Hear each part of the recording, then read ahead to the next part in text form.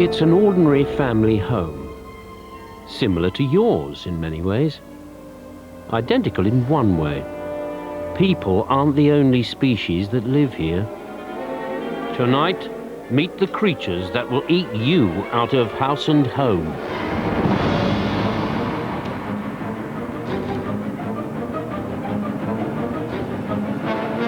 We share our homes with hundreds of other animals. They were sucking my blood. It was horrific. I was shattered because it's not something you expect to find in a house in England. We aren't aware they're there, they aren't aware we're there. Realising that I've been eating mouse droppings just really turned my stomach. I thought I was going to die. I thought I had some serious, nasty illness. I doubt that there's a home or a place in the United Kingdom that they can't actually inhabit. There is a risk that as we speak, they are eating someone else's house.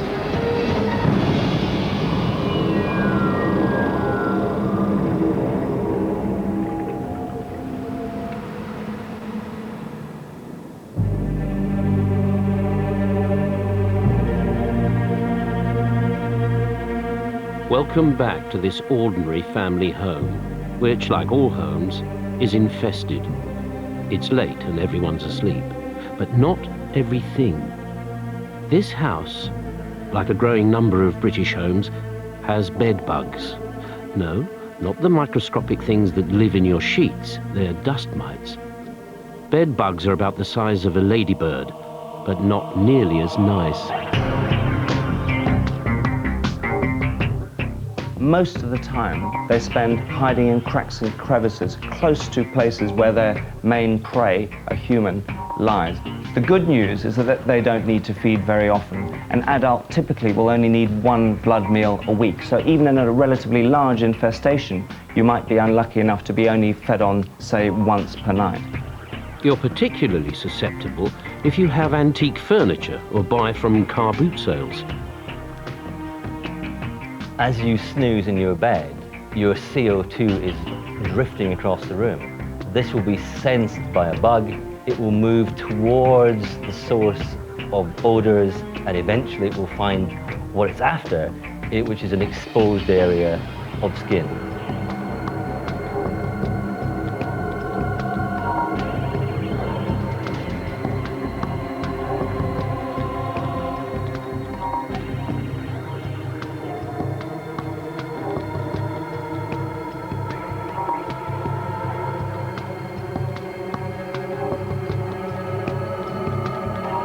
They have sharp mouth parts, which are fairly long, on the end of which are saw teeth. As it cuts and pushes and cuts and pushes, it eventually gets the whole of its beak into your skin, and then it will suck the blood for about a quarter of an hour until it is about 5 times its original size. Speeded up, you can see it swelling.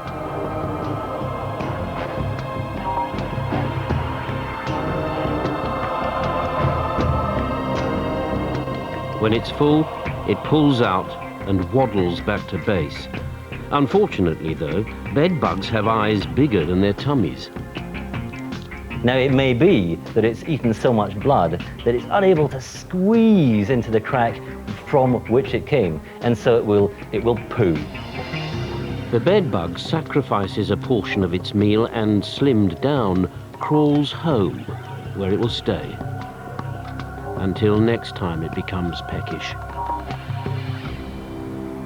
Well, I used to tease my son. I used to say things to him like, night, night, sleep tight and don't let the bed bugs bite. But I had no idea that these creatures still existed. I moved into a room in a flat share and to find that it was riddled with bed bugs and they enjoyed making a meal of me. I had 30 bites from the bugs on each of my arms at any one time. I thought I was going to die. I thought I had some serious, nasty illness because it just looked revolting. She thought it was chicken pox, but there was no scabby bits. It was just lumps. The bed bugs were drinking my blood, living off my blood, my son's blood, our dog's blood, the guinea pig's blood, and the house martins that were nesting on the outside of the house. Eventually, I had to leave the property because they kept reoccurring. I couldn't stay there anymore because it was causing me too much stress. They've been fumigating the place now for 11 months. They were fumigated again last week. So although the insects have diminished, they have not gone away entirely. There are 5,000 pest controllers in Britain. One of them is 28-year-old Matt Wheeler, his patch, Bedfordshire. So what's the best thing about your job, Matt? Driving around and getting lost. Which I am now. Best thing about the job? Being your own boss is the best thing. I mean, I don't particularly like going around killing things or anything like that, which is what the job's all about, I guess, if you analyse it. Today, Matt's going to have to be as tactful and sensitive as possible. He's on his way to see a woman who works in a carpet shop. She's got a mouse phobia and possibly a mouse at home. When I went home last night, Yeah. I was standing in the lounge and I could hear something gnawing. Gnawing? What, in the sort of like in the wall? In the wall or in the cupboard over the sink. It's not funny. That man's laughing, but it's not funny, right? In the wall over the sink. Yeah. This in the kitchen, the wall over the sink? Yeah, it would be, wouldn't it? You wouldn't have Yeah. a sink in your lounge, would you? Well, it's a lounge come kitchen. I mean, if you're hearing gnawing marks, it implies to me it's slightly bigger than a mouse. No, it might be. If you're hearing, I mean, in my experiences, if you're hearing gnawing marks and stuff, it might be slightly bigger. But I'll be able to tell from the drop-ins anyway, so if it's only... No, it wasn't. It wasn't rat droppings. Definitely not. Not in the airing cupboard and under the sink. Well, that's fine then. Let me have a look round and... It wasn't rat droppings, but... Oh. Don't you worry. Whatever it is, we will sort it out for you. And just remember, he's more scared of you than you are him. I don't believe or her. it. I promise you. At Marion's house, Matt finds everything but rodents. The skeleton of a bird and the beginnings of a wasp's nest. But then... Ah, bingo. She's right, she has got mice. There's about 1, 2, 3, 4, 5, 6, 7, 8, 10, 12 drop-ins down here, which kind of like confirm my suspicions earlier that it's only the one mouse that she's got. As to where she's been hearing the noises, and I'm pretty sure the little fella's been going in there. In fact, I'm almost certain. One's better than none for us, and at least it's better than 10 for her. So Matt heads back to Marion's shop to tell her the good news. But will she see things his way?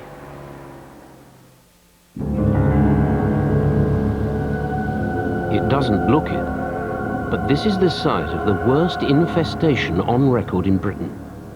For decades, it's been home to the world's most destructive animal. Until recently, no one knew they'd moved in and started a family. A big one. The population built up to around 5 million.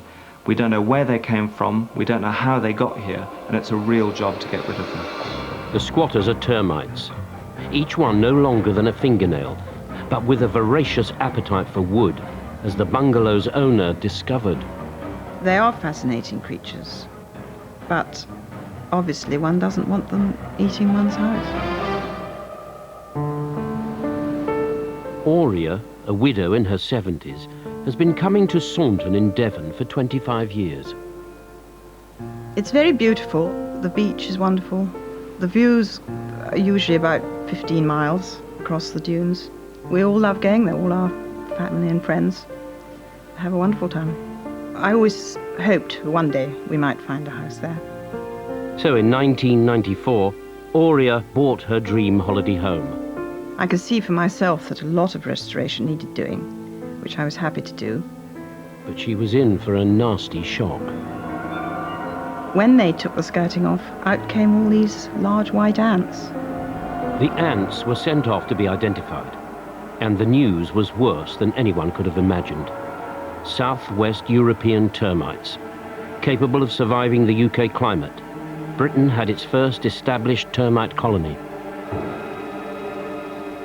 Well, I was shattered. I'd heard of termites, but I didn't know anything about them. But I did know that they shouldn't be in England. Termites are basically tropical animals. The main thing they feed on is wood. some of the tropical species can destroy a whole timber frame structure in about 3 months. The termites were treated with insecticide and the house was restored. Aurea moved in, and for 3 years all was quiet. Then one day, a shattering discovery. My housekeeper there found some dust on a window, and she was a bit worried about this because it didn't look like normal dust. The termites were back, and this time they were national news. I was amazed because I didn't think it would be so interesting. And then suddenly you find there was your house and people talking about it and photographing it. From ITN, News at 10 with Trevor MacDonald. And it was a very weird sensation. Householders in North Devon are on the alert against one of nature's most powerful forces. Once it strikes, there's little anyone can do. And it's already struck in the resort of Saunton. Thousands of tiny termites have almost eaten their way through a house from the inside out. The fear is that they won't stop at one. A report issued to householders here in Saunton. They eat away at the inside of a wooden structure. It will have to be monitored for several years. The house behind me are infested with termites. The world's biggest termite extermination program, and you would rightly expect that this place would be guarded 24 hours a day. The government decided to act, but things were much worse than they seemed. After the break, the news you don't want to hear. There is a risk that termites have established elsewhere, and as we speak, they are eating someone else's house. Plus, what's waiting for us on our toothbrushes? And who else is using the kitchen? Any form of home is infestable. If it provides the food that the animals want, they'll infest it.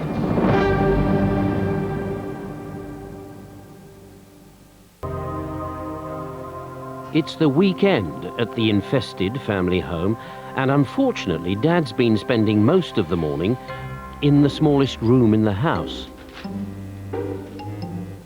If one of the family members is ill and has got a food-borne illness and they've got diarrhea that's associated with that, some of the disease-causing bacteria end up with the faeces in the toilet's flushed, and what happens is that the action of the water when it's flushed sends a great cloud of water droplets up into the air. Now, this is a really good way of spreading bacteria around the bathroom. They can spend several hours literally floating before they eventually settle on a range of surfaces. The areas that the family are aware of, for example the toilet seat, they keep really clean, it's kept dry, and the chances of finding bacteria there are quite low. But they're quite high on less obvious places, like your toothbrush, which looks like this, magnified over 1,000 times by an electron microscope.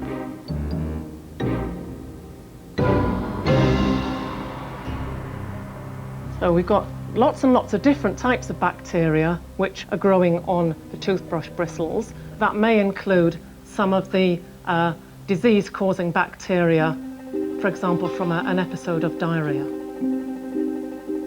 On one bristle, there could be tens of thousands of bacteria, and on your toothbrush head, up to 100 million. One of the things we do at least once every day is brush our teeth. You're in the bathroom, you pick up your brush. Are you absolutely sure that that brush is clean? What's happened to it in the time since you last used it? Has it perhaps acquired some other organisms that you're unaware of?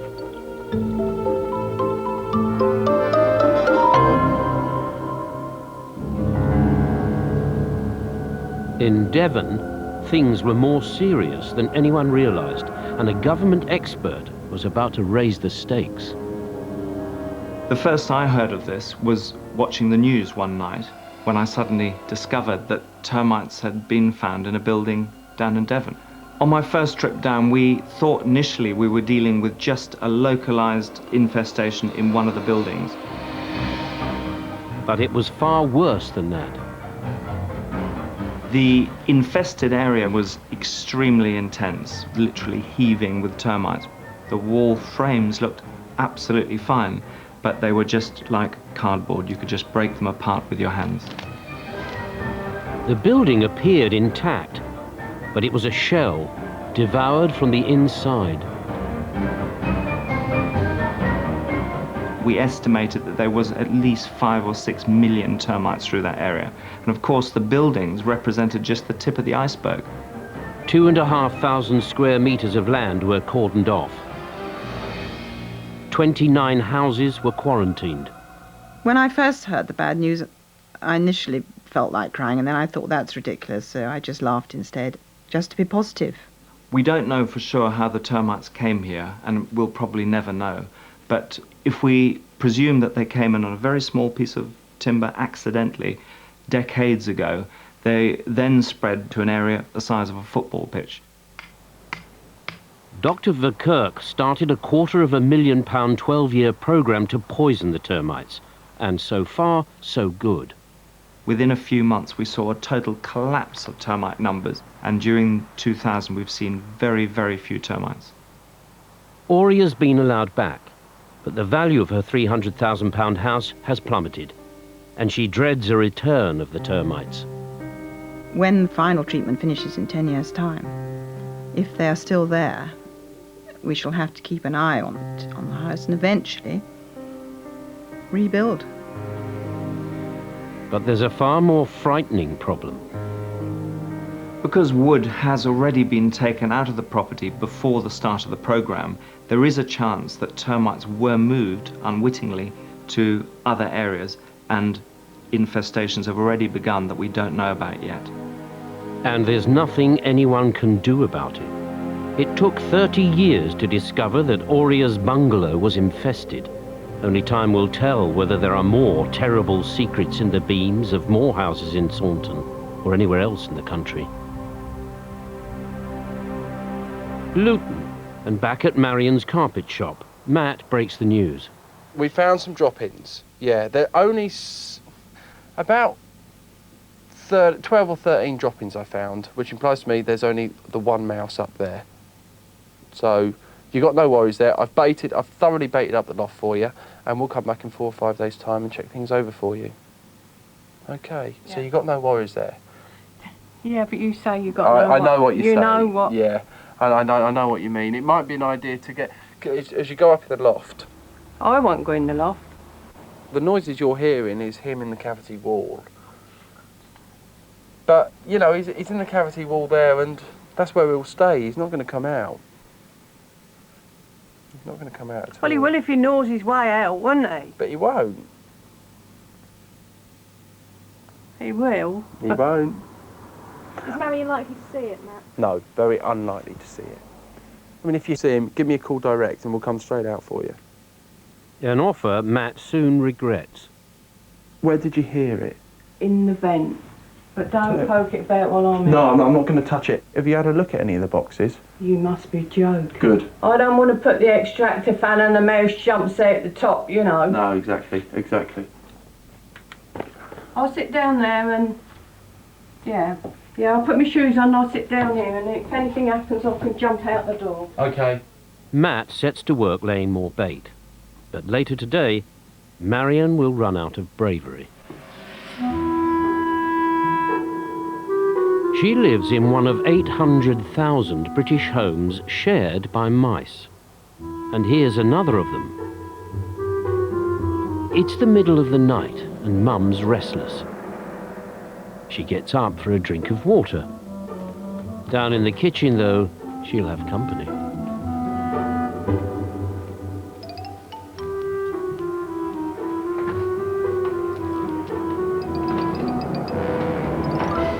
They'll live anywhere. I doubt that there's a home or a place in the United Kingdom that they can't actually inhabit. They can get in through the tiniest of gaps. They may look quite large and furry, but in fact, if you can push your pencil into a hole, then mice can get through it. The limitation for the hole they can get through basically is the size of their skull, and their skull, as you can see, is extremely small and narrow. Mice have very high reproductive rates. That's one of the problems that we have with them. You can get anything between 500 and 1,000 mice out of a single pair from the beginning of the year. House mice are also remarkable athletes. We tend to think of them as being on the floor, but the majority of the time is probably spent in our cavity walls, going up our electrical ducting, and climbing around the house as well as running around our floors. You don't see it, but one of the more unpleasant characteristics that house mice have is that they are constantly marking their territories with urine. You can see it under ultraviolet light, though, and there's a lot more than you'd think. They'll feed from up to 30 different spots in one night. And if you combine this with the fact that they're urinating a great deal of the time, then effectively your home is continually being contaminated by those mice. An individual mouse urinates anything from half to 3/4 of a litre of urine a year. With 10 mice, that's 5 to 7 litres. 15 milk bottlefuls of urine a year in your home.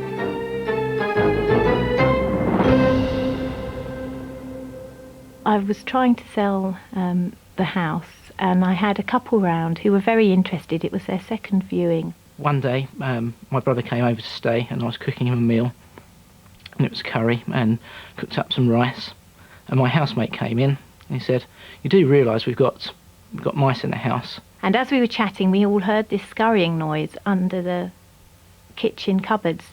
And we all stopped talking, looked towards the kitchen cupboards, and as we did, a little mouse poked its nose out and ran across the floor and disappeared down another hole. There was actually holes in the bags of rice where obviously the mice had been scurrying it into the bag, doing their droppings, and doing whatever else they may have been doing in the bag, and scurrying out again. We could go for days without seeing one, and for one to pop out in front of these people that I wanted to buy the house, I was just really, it was really embarrassing.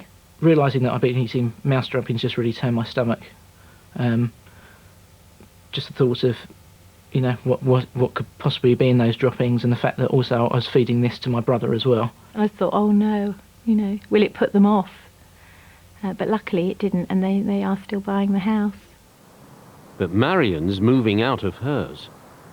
I think probably it was Matt saying that he didn't know where it was coming from, and he didn't know where it was going. Perhaps if he'd have been able to say, well, it's going here, or it's coming from here, or maybe I could have lived with it like I have done for quite a few weeks. But I think that was the final straw. I just can't bear the thought of it running round in my property. I'm going to my son's until it's finished. It was 4 weeks before Matt caught Marion's mouse and she could move back home. Next time on Infested, it's all about bites, from fearsome spiders, thirsty mosquitoes, and something unthinkable. It's not something I'd wish on anybody else, really. So how do you get rid of your household pests? Well, order the Infested booklet. Call 0870 909 0262. That's 0870 909 0262. Now, next tonight, a bit of intimate fun in the photocopier room. It's all happening in the bill.